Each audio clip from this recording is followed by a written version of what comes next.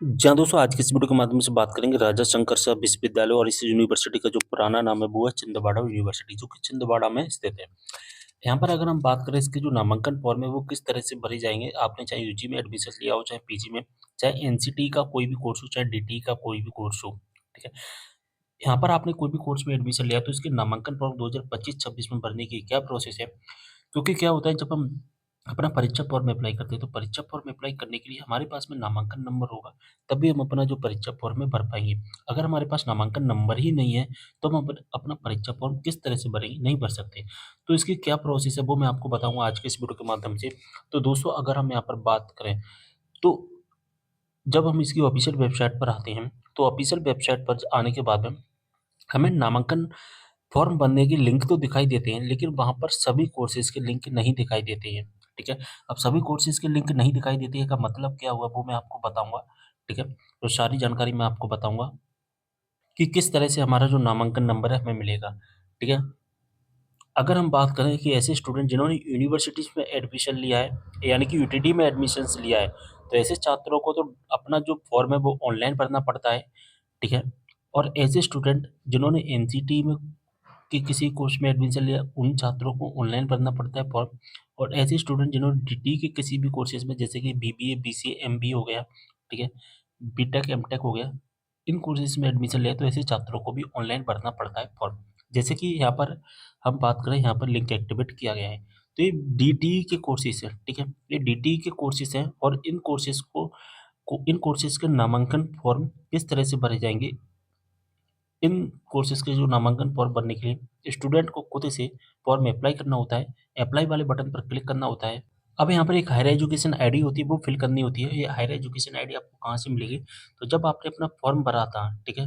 Counselling के through आपने form भरा था, एडमिशन लिया था, तो उस टाइम पर आपको एक एप्लीकेशन नंबर मिला होगा, वो एप्लीकेशन नंबर डालना होता है, डेट ऑफ बर्थ डालनी है, कैप्चा कोड का आंसर डालना है और यहाँ से सर्च एडमिशन डिटेल पर क्लिक करना होता है। आपकी एडमिशन डिटेल आ जाती है। और आपका जो फॉर्म है वो ओपन हो जाता है। बहुत सिंपल सा फॉर्म होता है, उसे कोई भी स्टूडेंट अप्लाई कर सकता है, उसमें कोई दिक्कत वाली बात नहीं है। लेकिन बात तो यहाँ पर फँसती है ना कि ऐसे कौन-कौन से स्टूडेंट हैं जिन्हें ऑनलाइन खुद से भरना है फॉर्म, और ऐसे कौन-कौन से स्टूडेंट हैं जिन्हें ऑफलाइन भरना है फॉर्म, यानी कि ऐसे कौन-कौन से स्टूडेंट हैं जिन्हें खुद से ऑनलाइन भर कर के ऑनलाइन नामांकन नंबर मिलेगा, और ऐसे कौन-कौन से स्टूडेंट हैं जिनका जो नामांकन नंबर है वो कॉलेज से मिलेगा। यही चीज़ें जो मैं आपको समझाना चाहता था, वो सारी चीज़ें आज के इस वीडियो के माध्यम से देखी। तो दोस्तों सबसे पहले हम बात करेंगे यूजी और पीजी के कोर्सेज़ की। BA, BCom, BSc, MA, MCom, MSc जैसे कोर्सेज़ की अगर हम बात करें, तो इनके जो एडमिशन्स होते हैं वो 2 तरह से होते हैं।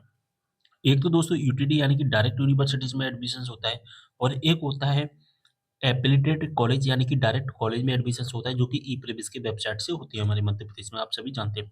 तो ऐसे स्टूडेंट जिन्होंने डायरेक्ट यूनिवर्सिटीज़ में एडमिशन लिया है, तो ऐसे स्टूडेंट को तो ऑनलाइन भरना पड़ेगा फॉर्म, ठीक है? इस बात का ध्यान रखना, ऑनलाइन भरना पड़ेगा। ऑनलाइन कैसे भरा जाएगा मैंने आपको बता दिया, लिंक एक्टिवेट होता है, उस लिंक पर क्लिक करेंगे और हमारे सामने फॉर्म आएगा और उस फॉर्म को हमें भरना है। फॉर्म भरने के बाद में हमें एप्लीकेशन नंबर मिलेगा और उस एप्लीकेशन नंबर से हमें सर्च करना पड़ेगा कि हमारा नामांकन नंबर जनरेट हुआ या नहीं हुआ। उस तरह से हमें चेक करना होता है। लेकिन अगर हमने डायरेक्ट यूनिवर्सिटी में एडमिशन ना लेकर डायरेक्ट कॉलेज में एडमिशन लिया है, तो फिर हमारा जो फॉर्म अप्लाई होता है, वो फॉर्म हमारा काउंसलिंग यानी कि जब हम ई-प्रीविज़ के समय हमने जो एडमिशन्स लिया था, जो एडमिशन्स फॉर्म भरा था, तो एडमिशन फॉर्म भरा था, तो जब हमारा नाम आया था मेरिट लिस्ट में, तो जब हमने अपनी फीस भरी थी, तो फीस के टाइम पर ही हमसे हमारी जो नामांकन फीस है वो ले ली गई है। तो इसका क्या मतलब, नामांकन फीस तो हमने पहले ही दे दिया, तो अब हमें अपना फॉर्म भरने की ज़रूरत ही नहीं है। तो क्या करना पड़ेगा, जो हमारा जो नामांकन नंबर कहाँ से मिलेगा? तो जो हमारा नामांकन नंबर है दोस्तों, वो हमें कॉलेज से मिलेगा, ठीक है? तो डायरेक्ट यूनिवर्सिटीज़ में एडमिशन लिया है तो आपको खुद से अप्लाई करना है, खुद से आपको अपना नामांकन नंबर जनरेट करना पड़ेगा। लेकिन अगर आपने डायरेक्ट कॉलेज में एडमिशन लिया है, तो जो आपको नामांकन नंबर वो कहाँ से मिलेगा? कॉलेज से मिलेगा। अगर दोस्तों आपने एनसीटी डिपार्टमेंट यानी कि एनसीटी कोर्सेज़ में एडमिशन्स लिया है, ठीक है? अब मैंने यूजी, पीजी का समझा दिया, अब हम बात करेंगे एनसीटी कोर्सेज़ की, साथ ही हम बात करेंगे डीटीई कोर्सेज़ की। मैं यहाँ पर डीटीई नहीं लिख पाया हूँ, ठीक है? एनसीटी में बीएड, एमएड, बीपीएड, एमपीएड जैसे कोर्सेज़ आ जाते हैं, डीटी में एमबीए, बीबीए, बीसीए जैसे कोर्सेज़ आ जाते हैं। तो अगर आपने इन कोर्सेज़ में एडमिशन लिया है, तो आपको खुद से ऑनलाइन फॉर्म भरना पड़ेगा, ठीक है? चाहे आपने डीटीई में एडमिशन्स लिया हो, चाहे आपने एनसीटीई में एडमिशन्स लिया हो। अब आप बोलोगे कि एनसीटीई की एडमिशन तो ई-प्रीविज़ के माध्यम से होती है, तो भले ही ई-प्रीविज़ के माध्यम से होती है। आपने नोटिस किया होगा कि जब आपने अपनी फीस सबमिट की थी, तो फीस के टाइम पर आपने नामांकन फीस सबमिट नहीं की है, जिस तरह से जो कि यूजी, पीजी वाले स्टूडेंट ने की थी। तो 3 स्टूडेंट हैं जिनके फॉर्म जो कि ऑनलाइन खुद से सबमिट करना है। अगर आपने डायरेक्ट यूनिवर्सिटी में एडमिशन लिया है, आपने एनसीटी कोर्स में एडमिशन लिया है, आपने डीटी कोर्स में एडमिशन लिया है, तो आपको ऑनलाइन खुद से भरना पड़ेगा फॉर्म। और अगर आपने एफिलिएटेड कॉलेज यूजी, पीजी के किसी भी कोर्स में एडमिशन लिया है, तो आपको जो नामांकन नंबर है, वो आपका कॉलेज से मिलेगा। ठीक है, बात समझ में आ गई? और जब भी आपके विषय के, आपके कोर्सेज़ के नामांकन फॉर्म स्टार्ट होते हैं, तो इस तरह के जो लिंक है, वो एक्टिवेट कर दिए जाते हैं। सॉरी, यहाँ पर मैं लिंक बता देता हूँ, कहाँ है, देखिए ऊपर है। ठीक है? अभी बीबीए, बीसीए के चल रहे हैं, एमबीए के चल रहे हैं, तो ये किसमें आ जाते हैं? ये डीटीई में आ जाते हैं, ठीक है? अगर एनसीटीई के चलेंगे तो वहाँ पर लिख कर आएगा BEd, MEd, BA, BEd, BSc, BEd. और अगर यूटीटी के चलेंगे तो यूटीटी लिख कर आएगा, इस तरह से लिख कर आता है। और कॉलेज वालों के लिए कोई भी लिख कर नहीं आएगा, उनके तो कॉलेज से मिलेंगे नामांकन नंबर। बात समझ में आ गई? सारी चीज़ें समझ में आ गई होंगी। वीडियो को शेयर कर देना, कोई भी डाउट हो कमेंट करना। और अगर आपको कोई भी डाउट होता है तो इंस्टाग्राम पर मैसेज के द्वारा पूछ सकते हैं, लिंक आपको डायरेक्ट डिस्क्रिप्शन बॉक्स में मिल जाएगा, या आप मुझे व्हाट्सएप पर भी मैसेज कर सकते हैं। ये मेरा व्हाट्सएप नंबर है, इसको आप नोट डाउन कर लेना, ठीक है?